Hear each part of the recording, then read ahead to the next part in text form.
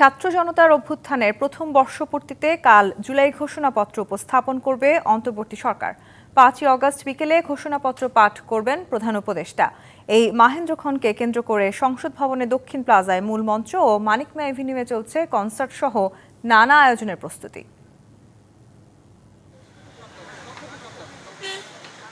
শেখ হাসিনা সরকার পতনের পর থেকে রাজনৈতিক অঙ্গনে আলোচিত বিষয় জুলাই ঘোষণাপত্র, যার অপেক্ষার পালা শেষ হচ্ছে ৫ই আগস্ট। ঘোষণাপত্রকে কেন্দ্র করে মানিক মিয়া এভিনিউয়ে জুলাই ঘোষণাপত্র পাঠ ও জুলাই জাগরণ অনুষ্ঠানের লক্ষ্যে চলছে বিশাল কর্মযজ্ঞ। সংসদ ভবনের দক্ষিণ প্লাজায় প্রস্তুত করা হচ্ছে ঘোষণাপত্র মাঠের মূল মঞ্চ। সামনের সড়কে থাকছে কনসার্টের আয়োজন। দিনব্যাপী কনসার্টে ফিরিয়ে আনা হবে জুলাইয়ের চেতনা। কার্যক্রম দেখতে এসে উচ্ছ্বসিত সাধারণ মানুষ। জুলাই ঘোষণাপত্রে দেখতে চাইছেন জাতির দীর্ঘদিনের আকাঙ্ক্ষার প্রতিফলন। জাতির একটা ঐতিহাসিক দলিল হিসেবে জুলাই ঘোষণাপত্র এখানে প্রকাশ করা হবে। যারা এখানে ত্যাগ স্বীকার করছে তাদের যেন অবদানগুলো থাকে, এটা আমার একটা আশা। এটা আমাদেরকে বিশ্ব দরবারে মাথা উঁচু করে দাঁড়াইতে দিবে আর কি ভবিষ্যৎ বাংলাদেশ বিনিময়ে। ছাত্র জনতার অভ্যুত্থানে শেখ হাসিনা পালিয়ে যাওয়ার এই দিনটিকে স্মরণীয় রাখতে এই সব উৎসবের আয়োজন করেছে অন্তর্বর্তী সরকার। অংশ নেবেন সকল শ্রেণী পেশার মানুষ, যাদের আনার জন্য ভাড়া করা হয়েছে ৮ জোড়া বিশেষ ট্রেন। আয়োজনে সকাল থেকে থাকছে বিভিন্ন শিল্পী গোষ্ঠীর পরিবেশনা। বেলা ২:৩০টার দিকে ফ্যাসিস্ট পলায়ন উদযাপন, বিকাল ৫টায় ঘোষণাপত্র উপস্থাপন, সন্ধ্যা ৭:৩০ থেকে স্পেশাল ড্রোন ড্রামা এবং রাত ৮টায় কনসার্ট। জুলাই ঘোষণাপত্রের ভিতর দিয়ে তো আসলে জন আকাঙ্ক্ষাই পূর্ণ হবে, মানে জন আকাঙ্ক্ষার বিপরীত কোনো কিছু হবে বলে আমি মনে করি না। শান্তিপূর্ণ ও সুশৃঙ্খলভাবে পুরো অনুষ্ঠান পরিচালনায় আইন শৃঙ্খলা বাহিনী কাজ করবে। Redwan Ahmed, DBC news, Dhaka. July গণঅভ্যুত্থানের বর্ষপূর্তি উদযাপন উপলক্ষে রাজধানীর মানিক মিয়া এভিনিউয়ে চলছে শেষ সময় প্রস্তুতি। সরাসরি যুক্ত হচ্ছেন সহকর্মী কামরুল ইসলাম। কামরুল, আয়োজনের প্রস্তুতি কতদূর, কি বলছেন আয়োজকরা, জানাবেন।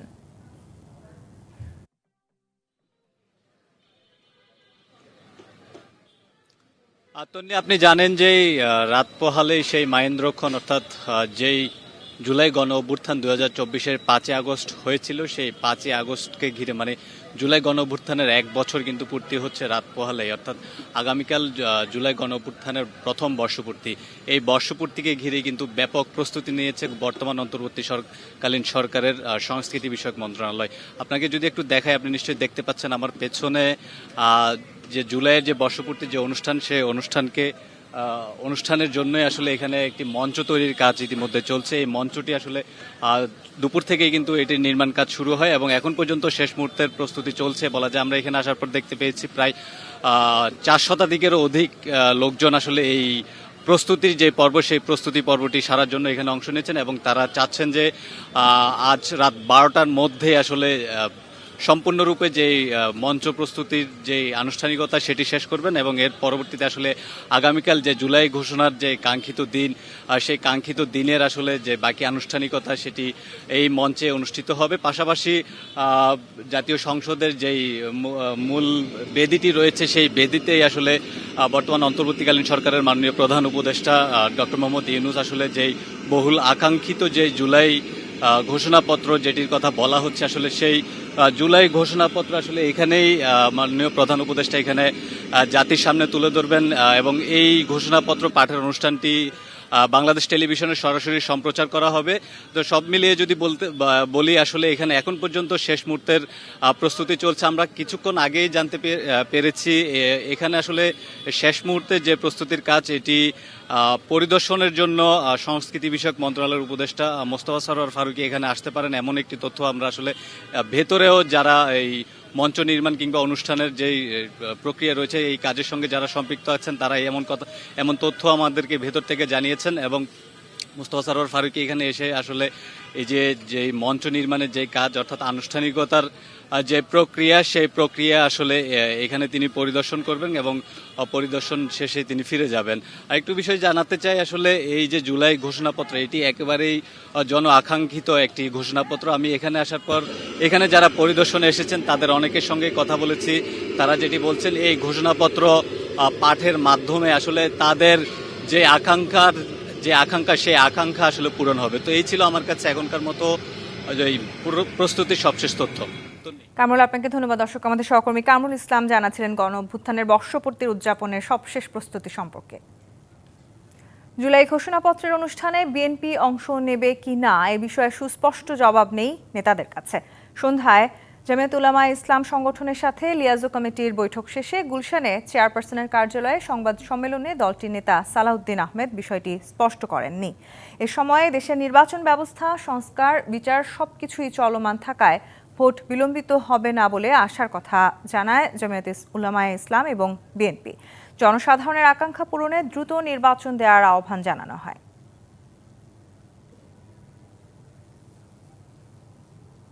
১-১১ পদধ্বনি শোনা যাচ্ছে, তবে জুলাই জয়ী হবে, জনগণের লড়াই পরাজিত হবে না। নিজের ভেরিফাইড ফেসবুক পেজে এমন স্ট্যাটাস দিয়েছেন অন্তর্বর্তী সরকারের তথ্য উপদেষ্টা মাহফুজ আলম। কয়েকদিন আগে এক অনুষ্ঠানে বিএনপি মহাসচিব মির্জা ফখরুল ইসলাম আলমগীরও 1-11-এর শঙ্কা প্রকাশ করেন। আরেক ফেসবুক পোস্টে তিনি লিখেন, দলীয় বা আদর্শিক বিরোধের জেরে জুলাই গণঅভ্যুত্থানে কারো অবদান অস্বীকার করা উচিত না। তিনি তার পোস্টে লিখেন, এখানে ছাত্র শিবির ভূমিকা রেখেছে তাদের জনশক্তি ও কোঅর্ডিনেশন দিয়ে। বিভিন্ন প্ল্যাটফর্ম থেকে শিবিরের কর্মীরা অভ্যুত্থানকে এগিয়ে নিয়ে গেছেন, ক্ষেত্র বিশেষে চালিয়ে নিয়ে গেছেন। ছাত্রদল ঢাকা সহ বিভিন্ন স্থানে ফ্যাসিস্ট বাহিনীকে প্রতিরোধ করেছে, প্রতিরোধ স্পটগুলোতে লড়াই করেছে, তৃণমূল লীগকে প্রতিরোধ করেছে। ছাত্র অধিকার পরিষদের কর্মীরা সারা দেশে প্রতিরোধ করেছেন এবং আগের কোটা আন্দোলনের লড়াইয়ের ধারাবাহিকতা ধরে রেখেছেন। দেশের আইনশৃঙ্খলা পরিস্থিতির কাঙ্ক্ষিত উন্নতি হয়নি, তবে উন্নতির চেষ্টা করছে সরকার। একথা জানিয়েছেন স্বরাষ্ট্র উপদেষ্টা অবসরপ্রাপ্ত লেফটেন্যান্ট জেনারেল জাহাঙ্গীর আলম চৌধুরী। সচিবালয়ে আইনশৃঙ্খলা সংক্রান্ত কোর কমিটির বৈঠক শেষে তিনি কথা বলেন। জানান, গেল বছরের 5ই অগস্ট আওয়ামী লীগ সরকারের পতনের পর আইনশৃঙ্খলা পরিস্থিতির যেমনটা উন্নতির কথা ছিল তা পুরোপুরি হয়নি। স্বরাষ্ট্র উপদেষ্টা আরও বলেন, আগামী জাতীয় নির্বাচন সামনে রেখে আইনশৃঙ্খলা পরিস্থিতি যেন ভালো থাকে তার সর্বাত্মক প্রস্তুতি নিচ্ছে পুলিশ। মাদকের বিরুদ্ধে অভিযান জোরদার করা হবে জানিয়ে তিনি হুঁশিয়ারি দেন, শুধু মাদক বহনকারী নয়, গডফাদারদেরও ধরা হবে।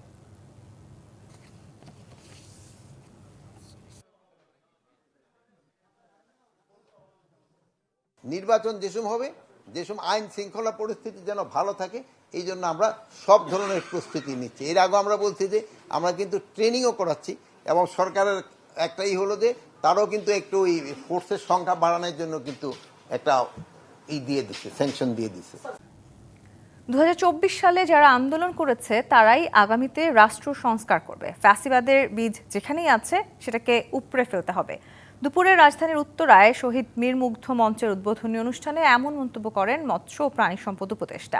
এছাড়া গণঅভ্যুত্থানের নানা বিষয় তুলে ধরেন রাজনীতিক সহ নিহতদের পরিবার ও আহতরা।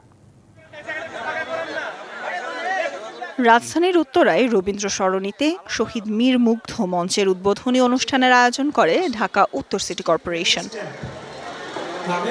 গণ অভ্যুত্থানে প্রিয়জন হারানোর ব্যথা এবং কৃতিত্বের কথা তুলে ধরেন নিহতদের পরিবার এবং আহতরা। আমাদের শহীদ পরিবারকে যদি আপনারা শ্রদ্ধা এবং সম্মানের সাথে স্মরণ করতে না পারেন, আপনারা রাজনীতি ছেড়ে দেন।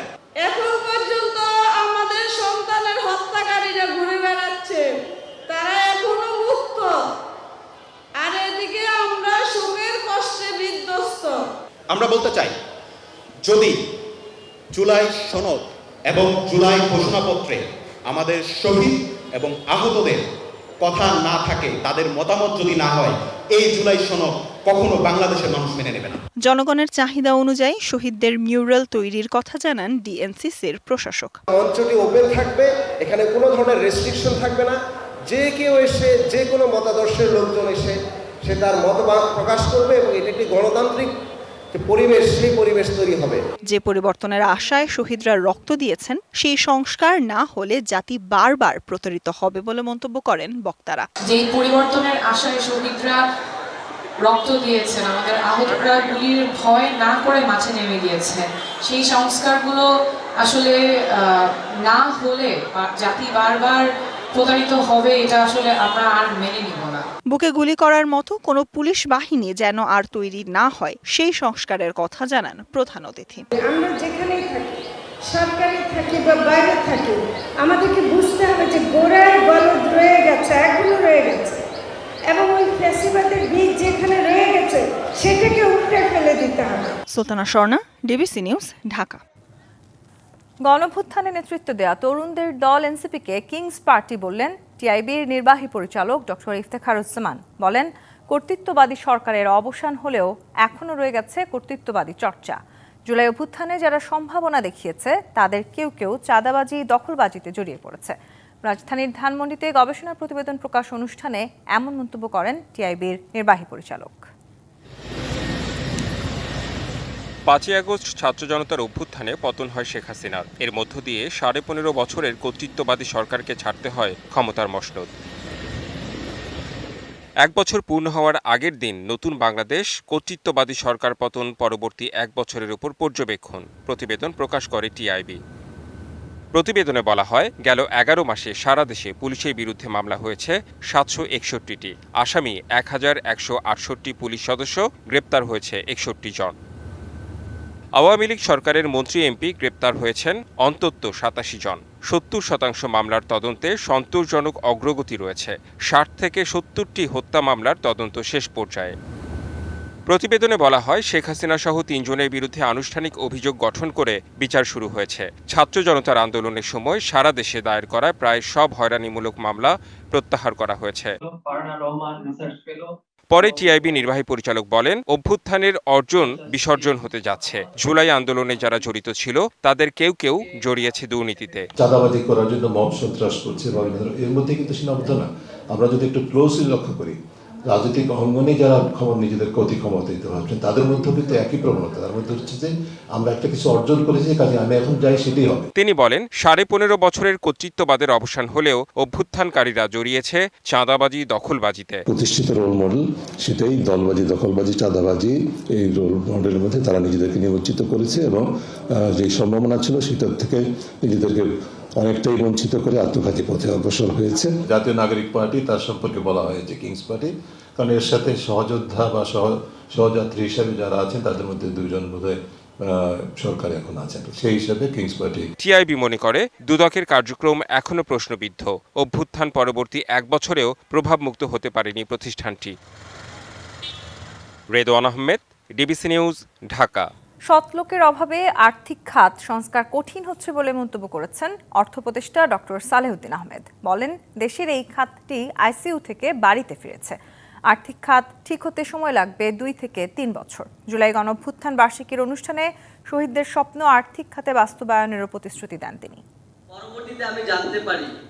পতিত আওয়ামী লীগ সরকার দেশের আর্থিক খাতকে ফেলে যায় এক গভীর সংকটে। তবে গেল 1 বছরে এই খাতকে খাদের কিনারা থেকে স্থিতিশীলতার পথে আনা সম্ভব হয়েছে বলে দাবি করেন অর্থ উপদেষ্টা ডক্টর সালেহউদ্দিন আহমেদ। আমরা চেষ্টা করছি, তবে সৎ লোকের অভাবে আর্থিক খাত সংস্কার কঠিন হচ্ছে বলেও জানান অর্থ উপদেষ্টা। বলেন, সীমিত সামর্থ্য নিয়ে পূরণ করা হবে জুলাই শহীদদের স্বপ্ন। কিছুটা আমরা চেষ্টা করছি সংস্কার করতে, চেষ্টা কঠিন না। 15 বৎসরের যে জগদ্দল পাথর, প্রতিষ্ঠান নষ্ট হয়ে গেছে, প্রক্রিয়াগুলি নষ্ট হয়ে গেছে, মানুষও নষ্ট হয়ে গেছে। যাদের কাজ করাবো, আমি তো মোটামুটি আর্থিক খাতে অনেকগুলো জিনিস প্রতিষ্ঠান একটু দেখতে হয়, মানুষ খুঁজে পাওয়া মুশকিল। কিন্তু এর মধ্যে আবার সোনার মানুষ হাতে হেঁটে ফেলে, তাদেরকে খুঁজে বের করা একটু। এ সময় গভর্নর জানান, জুলাইয়ের আকাঙ্ক্ষা হলো দুর্নীতি দূর করা, আর্থিক খাতে অনিয়ম আর ফিরতে দেয়া হবে না। আমাদের এই খাতটাকে অন্তত এমন একটা অবস্থানে নিয়ে যেতে যেটা আগের অবস্থার পুনরাবৃত্তি ঘটতে দেবেন। দেশের স্বার্থে আমানতকারীদের রক্ষা করতে হবে বলেও জানান গভর্নর। বলেন, টেকসই সংস্কারের জন্য সংশোধন হচ্ছে আইন। ব্যাংকরা হচ্ছে কাস্টোডিয়ান, আমরা হচ্ছে তাদের রেগুলেটর। কাজে আমরা দেখব আলটিমেট বেনিফিশিয়ারি হচ্ছে আমানতকারী, তাদের স্বার্থই দেশের স্বার্থ।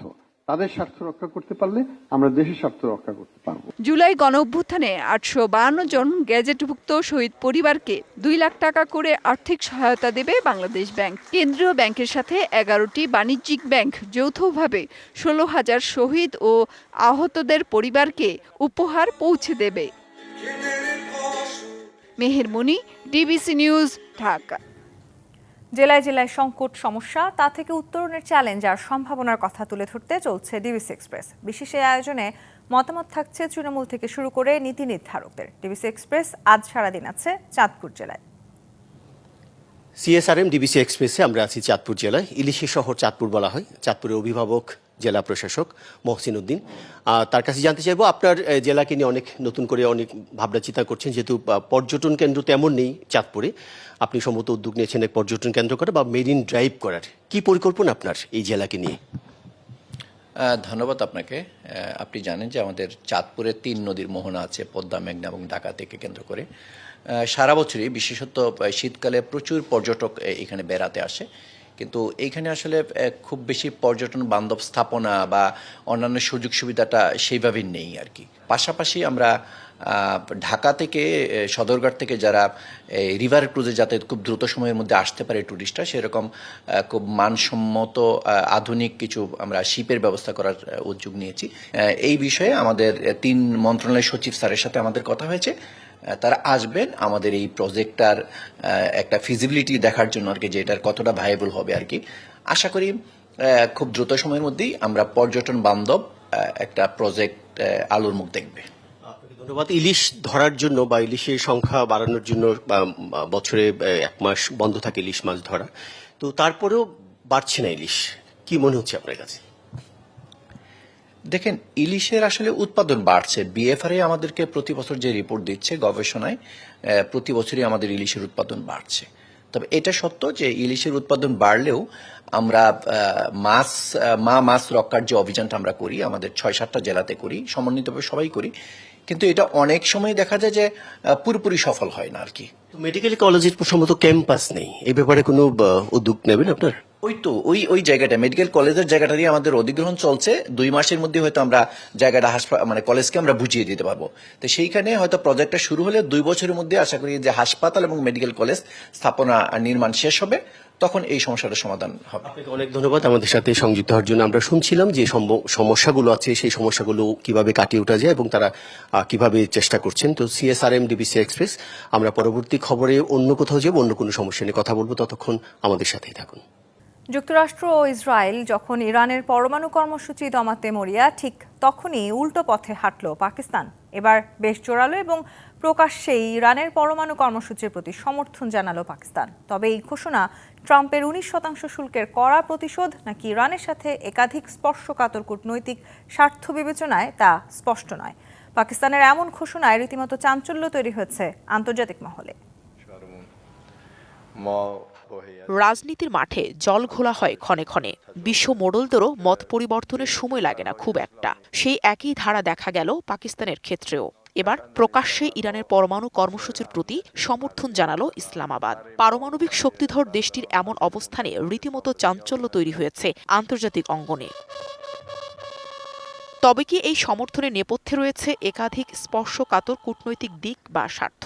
আমেরিকা ও ইসরায়েল যখন ইরানের পরমাণু কর্মসূচি দমাতে মরিয়া, ঠিক তখন পাকিস্তানের এই উল্টো পথে হাঁটা নিয়ে ঘুরপাক খাচ্ছে নানা প্রশ্ন। এই সমর্থন কি ট্রাম্পের 19% শুল্কের প্রতিশোধ নাকি রাজনৈতিক কোনো চাল? আসছে এমন প্রশ্ন। রবিবার ইসলামাবাদে ইরানের প্রেসিডেন্ট মাসুদ পেজেশকিয়ানের সঙ্গে যৌথ সংবাদ সম্মেলনে পাকিস্তানের প্রধানমন্ত্রী শাহবাজ শরীফ ইরানের শান্তিপূর্ণ পরমাণু কর্মসূচির প্রতি ইসলামাবাদের সমর্থনের কথা জানান। ইরানের শান্তিপূর্ণ পরমাণু শক্তি অর্জনে পূর্ণ অধিকার রয়েছে এবং পাকিস্তান এ বিষয়ে তেহরানের পাশে রয়েছে। একটি উচ্চ পর্যায়ের রাজনৈতিক অর্থনৈতিক প্রতিনিধি দল নিয়ে শনিবার ইসলামাবাদে পৌঁছান ইরানের প্রেসিডেন্ট। বিমানবন্দরে তাকে স্বাগত জানান পাকিস্তানের প্রধানমন্ত্রী শাহবাজ শরীফ। এই সফরে অর্থনৈতিক ও সাংস্কৃতিক সম্পর্ক জোরদারের 12টি দ্বিপাক্ষিক চুক্তি ও সমঝোতা স্মারক সই হয়েছে। দুদেশের বাণিজ্যের পরিমাণ $3 বিলিয়ন থেকে বাড়িয়ে $10 বিলিয়ন করার পরিকল্পনা নেওয়া হয়েছে। এই চুক্তিগুলো জ্ঞান বিনিময়, বাণিজ্যিক সক্ষমতা বৃদ্ধির পাশাপাশি প্রতিবেশী দুদেশের জনগণের মধ্যে সম্পর্ক জোরদারের সহায়ক হবে বলেও আশা করা হচ্ছে। Nahida Rinthi, DBC news desk. শিল্প কখনো শুধু রং তুলি বা ক্যানভাসে সীমাবদ্ধ থাকে না, সেই প্রমাণই যেন এক ভাস্করের সৃষ্ট পাথরের বৈভব। নদী শাসনের কাজে ব্যবহৃত নিষ্প্রাণ পাথর যখন শিল্পীর হাতে প্রাণ পায়, তখন তা হয়ে ওঠে এক নতুন ভাষা, শিল্পের এক অভূতপূর্ব অভিব্যক্তি। দেখতে সাধারণ পাথরের মতো মনে হলেও এটি যেন ধ্যানমগ্ন এক মনীষী, যার চিন্তা জগৎ সম্পূর্ণরূপে মুক্ত দুনিয়াবি চেতনা থেকে। আছে কেবল আত্মসন্ধানের নীরব আহ্বান। নদী শাসনের কাজে ব্যবহৃত কঠিন পাথরই এবার রূপ নিয়েছে শিল্পকর্মে।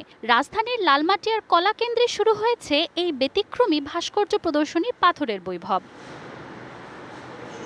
পাথরের তৈরি মাছ, পাখি, মানুষ, এমনকি চেয়ারের মতো সাধারণ উপাদানও এখানে পেয়েছে নতুন ব্যাখ্যা। প্রতিটি ভাস্কর্য বলছে মানুষের গভীর আকাঙ্ক্ষা ও অস্তিত্বের কথা। ফর্মগুলোকে এত সুন্দর করে, এত সিম্পলিফাইড করে এত চমৎকার প্রেজেন্টেশন করেন, এটা আসলে খুবই রেয়ারলি ফাউন্ড, খুব কম দেখা যায় আমাদের দেশে। প্রদর্শনীতে স্থান পাওয়া ৩৭টি পাথরের শিল্পকর্ম কঠিন কাঠামোর গণ্ডি পেরিয়ে ধারণ করেছে শিল্পের কোমল স্পর্শ।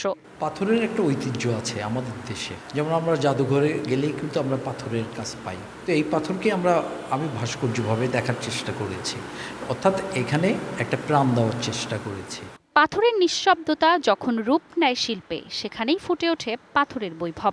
এই ব্যতিক্রমধর্মী ভাস্কর প্রদর্শনী চলবে 18 আগস্ট পর্যন্ত।